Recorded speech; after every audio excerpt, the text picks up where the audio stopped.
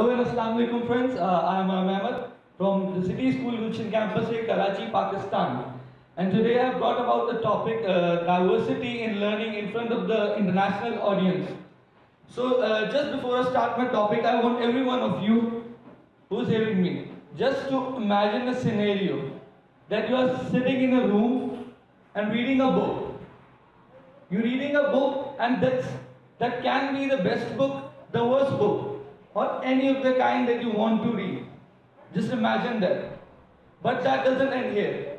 Now imagine that the room was a library. That's what life is. That's what I think life is. That life is a huge library full of lessons and learning that emphasizes on us and the world that revolves around us.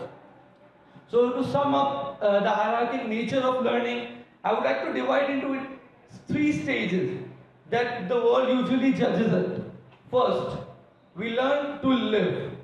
Because when we start to grow up, we learn to walk, we learn to talk. And believe me, if it hadn't happened, then you must be a toddler still. And then, we go upon the social construct of society, that is to earn with living. We choose different types of profession and mix up in this society to just earn with our living. Then we are left just with a small amount of time in our lives. That was the time of leisure in our life. We then learn for leisure and for exploration. And that's what the pyramid identifies. So, to bring about the change, I would like to show you the future aspects, how learning can diversify our world. Firstly, learning is the only thing that diversifies our world and changes our perspective. It is the thing that we are based upon. We judge people, we judge culture, we judge religions. Even the center point of all religions is learning. We judge everybody. It helps us to build our perspective and see everybody and everything in a different point of view. That's what basically learning is. If it hadn't for learning, then the world would have never survived a few years. It would have dropped dead. Because that's what keeps us moving. It is a theoretical progression of the world itself. Then comes the psychological recognition with our learning. According to science, diversity in our learning alters some parts of our brain. It consumes most of our brain and alters it on some higher speeds. That's what we all need. That's what Einstein did and all the major scientists in the world did. This was the basis of their learning to the basis of their innovation. That's what they thought for. Now, for the third and the most important point, learning is the basis and mother of professionalism. And by the way, I created that quote just by myself. So this is learning basically basis upon professionalism. Just think if Mark Zuckerberg, for example, hadn't choose coding in his life. So what would life have been without Facebook? No one could imagine.